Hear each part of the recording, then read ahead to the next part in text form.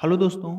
आज की इस वीडियो में हम लोग ओ लेवल का जो थर्ड पेपर होता है जो कि पूरा पाइथन पे बेस है, तो पाइथन के 30 प्लस क्वेश्चंस हम लोग इस वीडियो में डिस्कस करेंगे। जो भी क्वेश्चंस रहेंगे वो सारे बेसिक से लेके एडवांस तक के रहेंगे। मतलब कि अगर आपने पाइथन बिल्कुल भी नहीं पढ़ी इसके पहले, फिर भी आपको ये सारे क्वेश्चंस भी समझ में आएंगे और उसके साथ पाइथन भी आप सीखते जाएंगे। ये सारे क्वेश्चन आपके जुलाई 2025 एग्जाम को देखते हुए बनाए गए हैं, तो वीडियो एंड तक की जरूर से देखिएगा। जो भी क्वेश्चन होगा और उसके जो ऑप्शंस होंगे, सारे ऑप्शन भी हम लोग समझ रहे होंगे बहुत ही अच्छे से। किस तरीके से एग्जाम में आपको क्वेश्चन करते टाइम चीज़ों को समझना है, किस तरीके से सोचते हुए क्वेश्चन को सॉल्व करना है, ये भी आप इसमें समझ पाएंगे। इसके पहले की वीडियोस में हमने O level first paper, second, third, fourth की भी वीडियोस हमने और भी अपलोड की हुई हैं, तो भी आप देख सकते हैं। चलिए स्टार्ट करते हैं। जैसा कि हमने अभी कहा कि जो भी इसमें क्वेश्चंस आपको मिलेंगे सारे बेसिक लेवल से लेकर के एडवांस लेवल तक की होंगे। बिल्कुल बेसिक से हम लोग इसमें पाइथन को समझ रहे होंगे, इसमें एक भी क्वेश्चन आपका छूटने वाला नहीं है।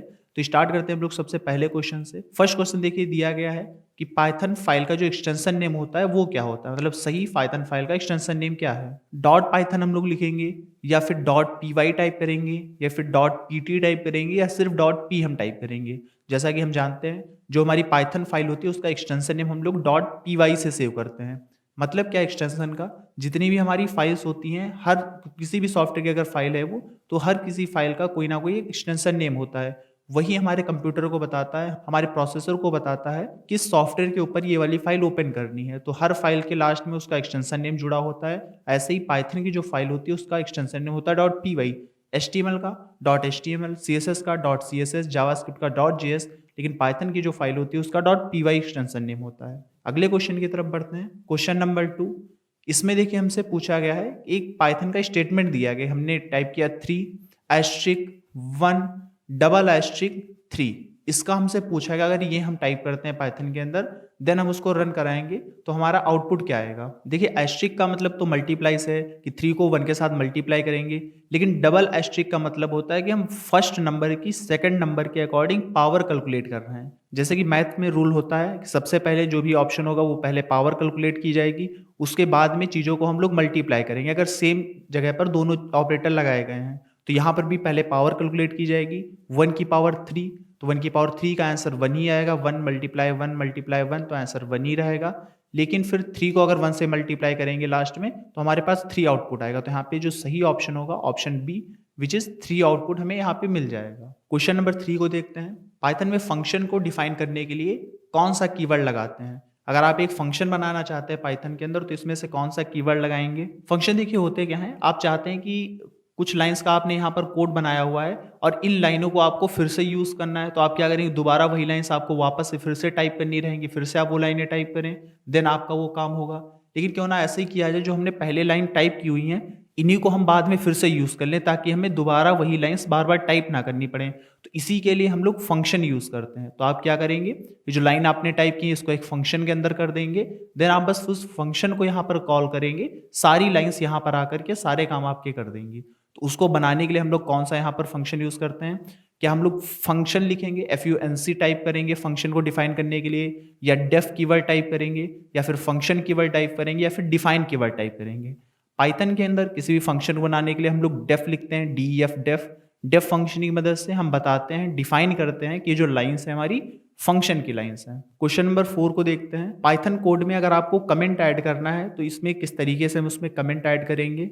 कमेंट बेसिकली होता क्या है, लाइन के अंदर जो आप कोडिंग कर रहे हैं उस कोड लाइन में कुछ एक्स्ट्रा लाइन ऐड कर देना, जिससे कि हमारे प्रोग्राम पे उस पर असर ना पड़े, लेकिन हम क्या करें उसको बाद में रीड कर सकें, ताकि समझ सकें कि जो प्रोग्राम है हमारा किसके बारे में है, या आप किसी और को प्रोग्राम वो दिखाना चाहते हैं तो वो समझ सके कि उस प्रोग्राम में क्या चीज़ें की गई हैं। तो किसी भी प्रोग्राम के अंदर अलग से डिफाइन करना, अलग से कुछ चीज़ें बताना, यही हमारा फंक्शन बोला जाता है। पाइथन के अंदर हम लोग हैज़ लगाते हैं, उसके बाद जो भी आप लाइनें टाइप करेंगे वो कमेंट हो जाएगा। तो हैज़ लगा के आप अलग अलग लाइन में कमेंट दे सकते हैं। डबल फॉरवर्ड स्लैश लगाते हुए आप जावास्क्रिप्ट के अंदर कमेंट देते हैं। वहीं अगर आपने फॉरवर्ड स्लैश एस्ट्रिक, उसके बाद में एस्ट्रिक और फॉरवर्ड स्लैश क्लोज किया, इसके अंदर कुछ भी लिखेंगे, इस तरीके से हम लोग CSS के अंदर कमेंट देते हैं। तो यहाँ पे जो सही ऑप्शन होगा ऑप्शन बी, हैज़ लगाएंगे, इसमें बाद में आगे जो लिखेंगे वो सारा कमेंट हो जाएगा। तो हैज़ लगाते हुए हम पाइथन के अंदर कमेंट दे सकते हैं। क्वेश्चन नंबर 5, प्रिंट देखिए यहाँ पर लिखा हुआ है, प्रिंट फंक्शन की मदद से हम क्या करते हैं, फंक्शन की मदद से कुछ भी हम प्रिंट कराते हैं, जो भी आउटपुट लेना होता है प्रिंट लिखते हैं, इसके अंदर जो भी हम टाइप करेंगे वो हमें आउटपुट में मिल जाता है। तो यहाँ पे दिया गया है कि अगर प्रिंट फंक्शन की मदद से हम टाइप 5 टाइप करेंगे तो बताइए आउटपुट में हमें क्या मिलेगा। एक टाइप नाम का भी फंक्शन होता है। टाइप नाम का फंक्शन क्या बताता है, जो भी इसके अंदर हम वैल्यू लिखते हैं वो किस टाइप की वैल्यू है ये हमें टाइप फंक्शन बताता है, और प्रिंट फंक्शन इस टाइप फंक्शन को प्रिंट करके देगा। तो अब हमें बस ये समझना है कि 5 का टाइप क्या होता है। तो 5 जो है क्या वो एक फ्लोट नंबर है, या फिर इंट हमारा डेटा टाइप है, या स्ट्रिंग डेटा टाइप है, या डबल डेटा टाइप है। देखिए फ्लोट डेटा टाइप वो होते हैं जिनके पॉइंट करके कुछ वैल्यूज आगे जुड़ी होती हैं, 5.32 इस तरीके से अगर लिखा होता है।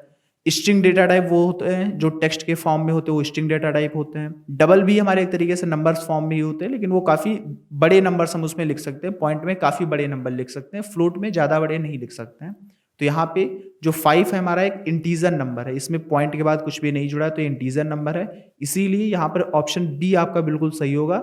लिख कर आएगा क्लास इंट, जो कि हमें बता रहा है कि जो 5 का डेटा टाइप है वो इंटीजर डेटा टाइप है। क्वेश्चन नंबर 6, निम्नलिखित में से कौन सा पाइथन का एक मूल डेटा टाइप नहीं है। इसमें से कौन सा ऐसा डेटा टाइप है जो पाइथन में बेसिकली यूज हम लोग नहीं करते हैं। क्या लिस्ट डेटा टाइप नहीं है, डिक्शनरी नहीं है, टपल नहीं है, या फिर क्लास नहीं है। लिस्ट हमारा एक डेटा टाइप होता है जिसके अंदर अलग अलग हम आइटम्स को रख सकते हैं, अलग अलग चीज़ों को रख सकते हैं। डिक्शनरी भी हमारा एक डेटा टाइप होता है जिसके अंदर हम की और वैल्यू के पेयर में चीज़ें रखते हैं। टपल भी हमारा एक डेटा टाइप होता है, लेकिन क्लास यहाँ पर डेटा टाइप नहीं है। जो भी हम लोग फंक्शन वगैरह बनाते हैं उनको एक क्लास के अंदर रखा जाता है, तो क्लासेस वो चीज़ें होती है। तो यहाँ पे डेटा टाइप हमारे तीनों हो जाएंगे, लिस्ट, डिक्शनरी और टपल। क्लास हमारा डेटा टाइप नहीं है। अगले क्वेश्चन की तरफ बढ़ते हैं। क्वेश्चन नंबर 7, पाइथन में समानता करने के लिए, मतलब कि कंपैरिजन करने के लिए हम लोग कौन सा ऑपरेटर लगाते हैं। तो हर लैंग्वेज में कोई भी अगर आप यूज़ करें, ज़्यादातर लैंग्वेज में यही होता है। अगर आप सिंपल इक्वल लगा रहे हैं, इसका मतलब है कि आप किसी वेरिएबल के अंदर कोई वैल्यू को स्टोर कर रहे हैं, उस वैल्यू के अंदर असाइन कर रहे हैं। लेकिन अगर आप डबल इक्वल लगाते हैं, इसका मतलब ये होता है कि आप उस वैल्यू को कंपेयर करा रहे हैं किसी दूसरी वैल्यू के साथ। मान लीजिए आपने लिखा a इक्वल इक्वल b, इसका मतलब हुआ कि आप चेक कर रहे हैं कि क्या a की जो वैल्यू है वो b की वैल्यू के बराबर है। तो यहाँ पर ऑप्शन बी आपका बिल्कुल सही हो जाएगा। अगले क्वेश्चन को देखते हैं। क्वेश्चन नंबर 8, निम्नलिखित में से कौन सा डेटा टाइप म्यूटेबल डेटा है। म्यूटेबल डेटा टाइप है, मतलब उसमें चेंजेस किए जा सकते हैं। क्या हमारा टपल ऐसा डेटा टाइप है जिसमें चेंज कुछ कर सकते हैं, या स्ट्रिंग हमारा डेटा टाइप है, या लिस्ट हमारा डेटा टाइप है, या इंट हमारा डेटा टाइप है। इंट देखिए नंबर्स हमारे होते हैं, तो उस नंबर्स में हम कोई चेंज नहीं कर सकते हैं।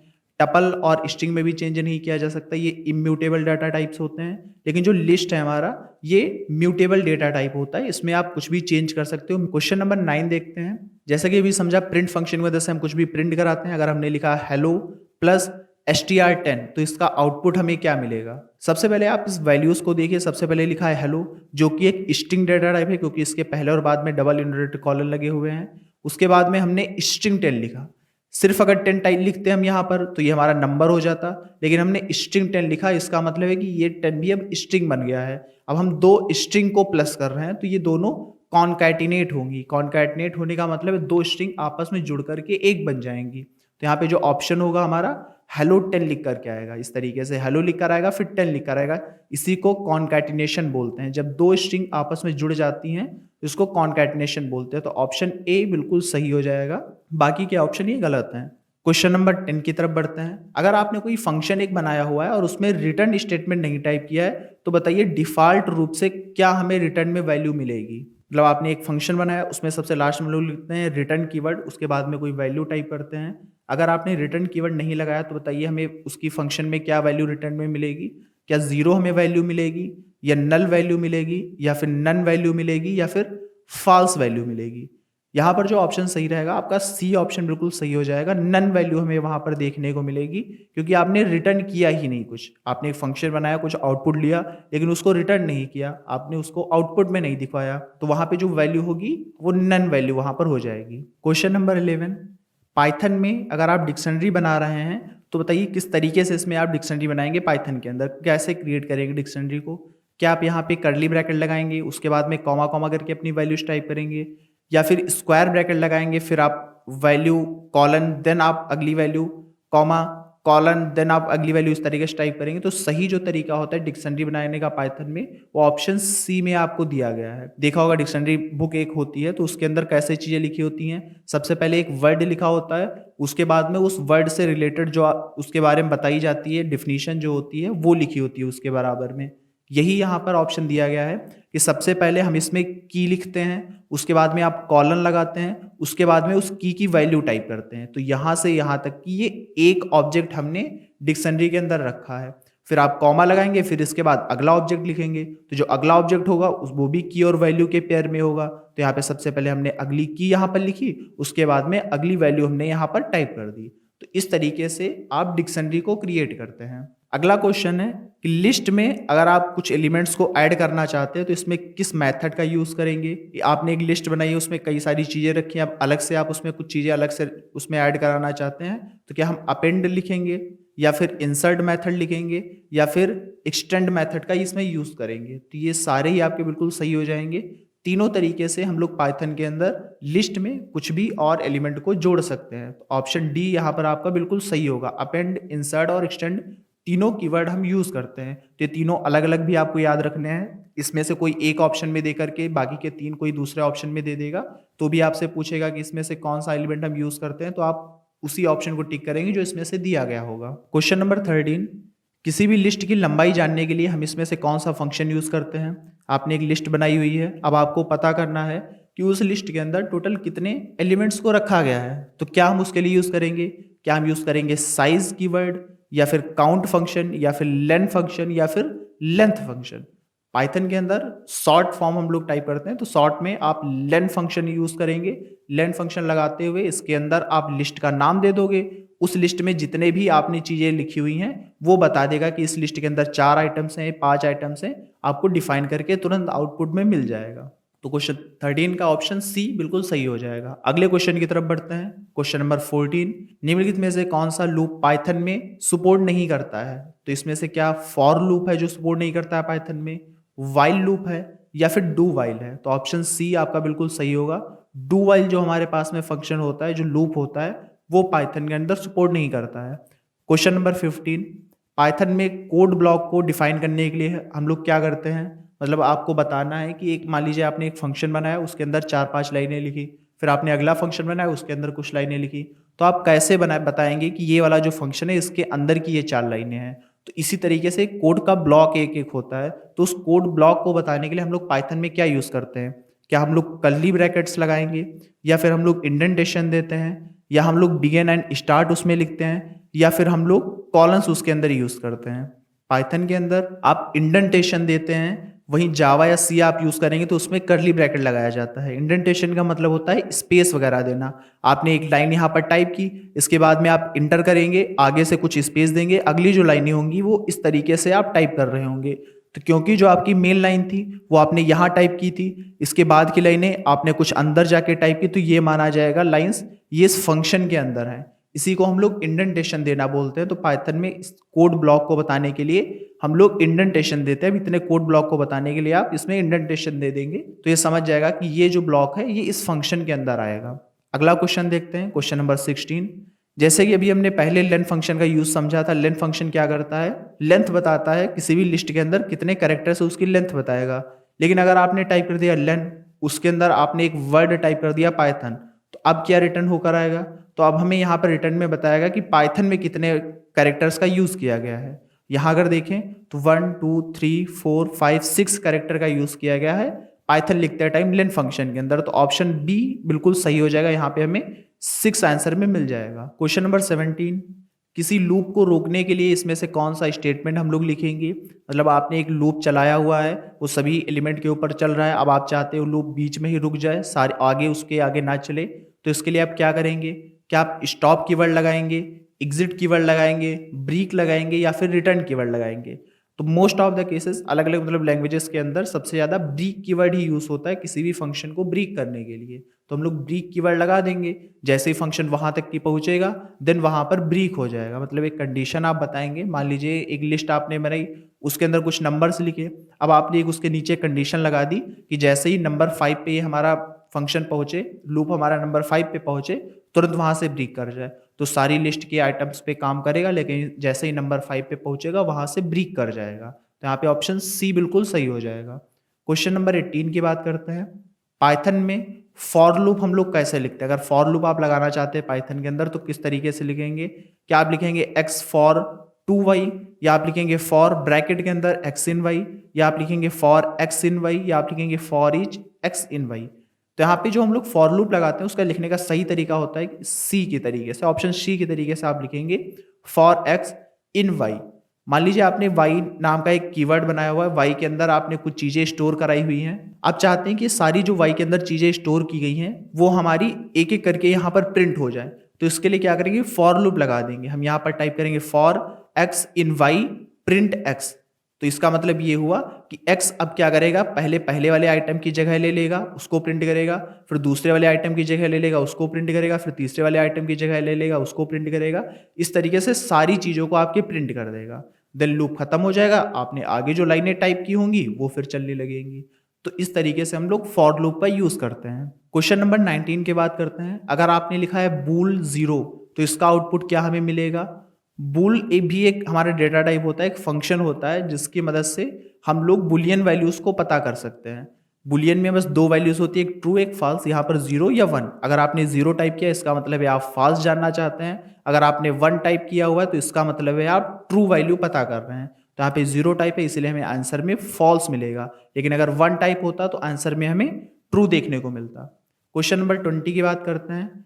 प्रिंट 2 + 2 का आउटपुट क्या आएगा? अगर आप ये नहीं जानते हैं, जैसे अभी हमने समझा था कि 2 क्या है, एक इंटीजर है, लेकिन यहाँ पर डबल इन्वर्टेड कॉलन के अंदर यूज किया गया, इसीलिए अभी 2 हमारा इंटीजर ना होके, एक नंबर ना होके एक टेक्स्ट बन गया है, स्ट्रिंग बन गई है।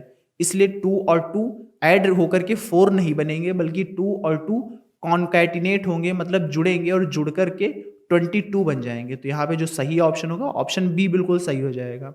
डी के अंदर भी 22 लिखा है, लेकिन बीच में एक स्पेस दे दिया गया, तो ये सही नहीं रहेगा। ऑप्शन बी आपका बिल्कुल सही होगा। अगले क्वेश्चन की तरफ बढ़ते हैं। Question number 21। किसी भी स्ट्रिंग को लोअर केस में बदलने के लिए कौन सा फंक्शन यूज करते हैं? मतलब आपने स्ट्रिंग लिखी, जैसे कि अभी हमने लिखा था पाइथन, आपने टाइप किया पाइथन। अब आप चाहते हैं जो पाइथन ये कीवर्ड लिखा हुआ ये लोअर केस में आ जाए, मतलब सारी चीजें स्मॉल हो जाएं। तो इसके लिए हम लोग कौन सा कीवर्ड लिखेंगे, कौन सा फंक्शन लिखेंगे?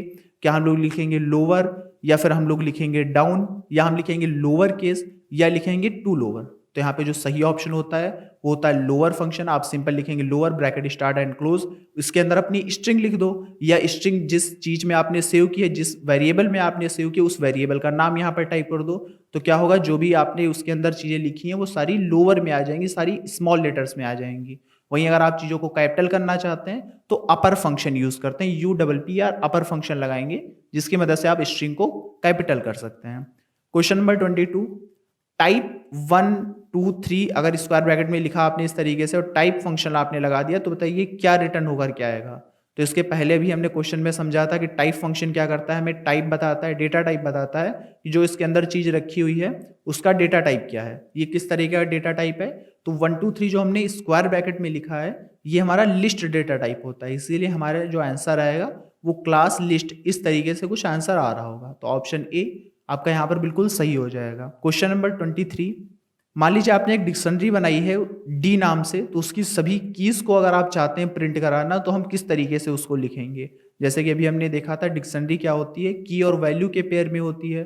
कीज मतलब सभी के वहां पर वर्ड होते हैं, और वैल्यू मतलब उसकी डिफिनीशन होती है, जैसे कि डिक्शनरी एक एक्चुअल में बुक होती है उसके अंदर। या फिर जैसे आप नाम वगैरह लिखते हैं, आपने लिखा नेम अपना नाम, फिर आपने लिखा फादर्स नेम उसके आगे अपना नाम, फिर लिखा आपने रोल नंबर उसके आगे अपना रोल नंबर। तो जो आपने name father's name roll number लिखा ये आपका कीज बोली जाएंगी, और जो उसकी वैल्यूज आपने लिखी अपना नाम फादर्स नेम और उसके आगे अपना रोल नंबर वो वैल्यूज बोली जाती हैं। आप चाहते हैं यहाँ पे डी नाम की डिक्शनरी से सारी कीज को आप प्रिंट कराना चाहते हैं, तो यहाँ पे किस तरीके से हम टाइप करेंगे देखिए। क्या हम लोग डी डॉट ऑल टाइप करेंगे, या फिर डी डॉट कीज टाइप करेंगे, या कीज डी टाइप करेंगे, या गेट कीज डी यहाँ पर टाइप करेंगे? यहाँ जो सही ऑप्शन आपका होगा आप टाइप करेंगे डी डॉट कीज। इसका मतलब हुआ डी का मतलब यहाँ पे डिक्शनरी का नेम, आप डिक्शनरी का नेम टाइप करेंगे, डॉट करके लिखेंगे कीज, तो सारी कीज प्रिंट हो जाएंगी। वहीं अगर आप लिखते डी डॉट वैल्यूज तो सारी वैल्यूज प्रिंट हो जाती। तो ऑप्शन बी यहाँ बिल्कुल सही हो जाएगा। क्वेश्चन नंबर 24 को समझते हैं। एक्सेप्शन को संभालने के लिए मतलब इस एक्सेप्शन हैंडलिंग के लिए हम लोग कौन सा स्टेटमेंट इसमें से लिखते हैं? क्या हम लिखते हैं कैच स्टेटमेंट, ट्राई एक्सेप्ट या फिर डू एक्सेप्ट या फिर एरर स्टेटमेंट? जो सही ऑप्शन होगा ऑप्शन बी आपका बिल्कुल सही होगा।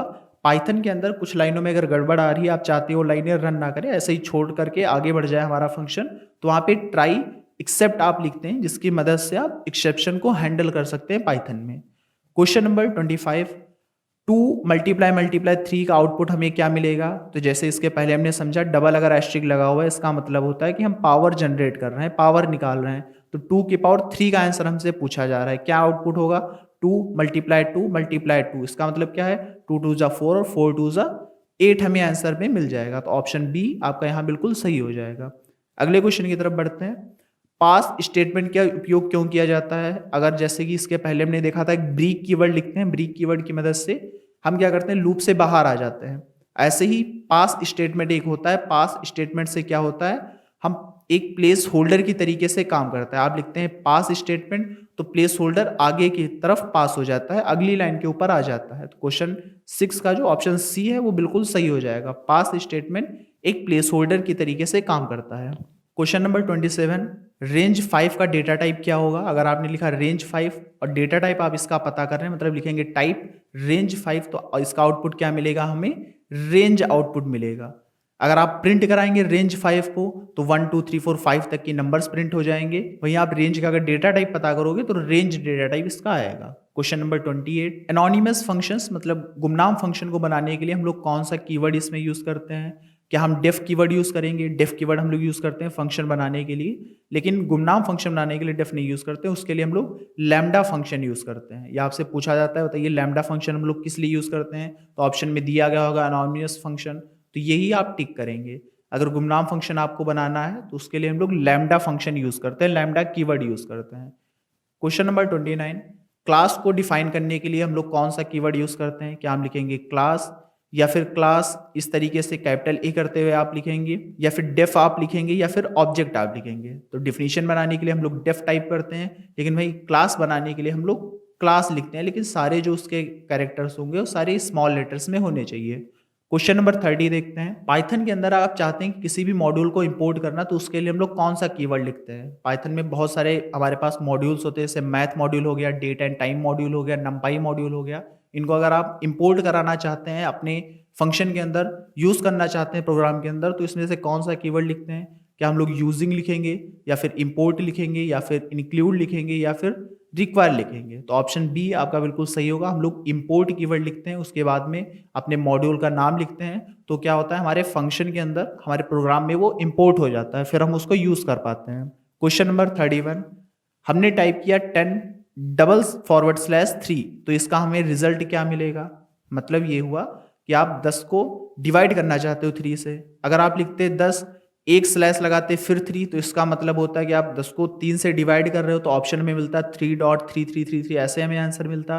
लेकिन क्योंकि हमने 10 लिखते हुए डबल फॉरवर्ड स्लैश लगा के फिर 3 लिखा हुआ है, इसका मतलब है कि हम इसका इंटीजर पार्ट चाहते हैं, मतलब जो पॉइंट के पहले के नंबर होते हैं उनको चाहते हैं। तो यहाँ पे जो ऑप्शन हमारा सही होगा, बी ऑप्शन बिल्कुल सही हो जाएगा, क्योंकि इंटीजर के पहले की हम वैल्यूज चाहते हैं। तो हमारे पास में 3.33 इस तरीके से नहीं आएगा, सिर्फ इंट पार्ट हमारे पास में रिटर्न होके आएगा, मतलब 3 आंसर में आएगा। लास्ट क्वेश्चन हमारी वीडियो का, अगर आपने टाइप किया राउंड 3.6, तो बताइए रिटर्न में क्या आएगा? मतलब ये हुआ कि अगर आप राउंड फंक्शन लगाते हैं, फिर आपने टाइप किया 3.6, तो राउंड फंक्शन क्या करता है? जो आपने नंबर टाइप किया हुआ है उसको राउंड डाउन कर देगा, पॉइंट हटा देगा, और जो भी नंबर आपका बच रहा होगा उसे बताएगा। तो पॉइंट अगर हटा देंगे तो हम क्या करेंगे, एक नंबर हमें इसमें ऐड करना पड़ेगा, क्योंकि 5 या 5 से ज़्यादा वैल्यूज़ में एक नंबर आगे ऐड करना होता है। अगर 4 लिखा होता तो सिर्फ 3 आंसर आता, लेकिन क्योंकि यहाँ पे 3.6 लिखा हुआ है जो कि 5 से बड़ा है 6, तो यहाँ पर ऑप्शन बी 4 आपको आउटपुट में देखने को मिल जाएगा। तो ये थे आपके 30+ क्वेश्चंस। सारे क्वेश्चन जो हमने इसमें देखे सारे बेसिक लेवल से सारे क्वेश्चंस थे। अगर आपने पाइथन नहीं भी पढ़ी है तो भी आपको सारे क्वेश्चन समझ में आ रहे होंगे। और ये जो भी क्वेश्चन थे ओ लेवल में ऐसे ही क्वेश्चंस आपसे पूछे जाते हैं, छोटे छोटे ऐसे ही क्वेश्चंस पूछे जाते हैं। इसके आगे हम लोग कुछ एडवांस क्वेश्चन भी लेकर के आएंगे, ताकि और अच्छे से आप चीज़ें समझ पाएँ, कुछ भी आपका छूटे ना एग्जाम में। कोई भी और अगर आपकी क्वेरी है, किसी और टॉपिक पर अगर आप वीडियोज चाहते हैं तो हमें बता सकते हैं। मिलते हैं अगली वीडियो में। Thank you.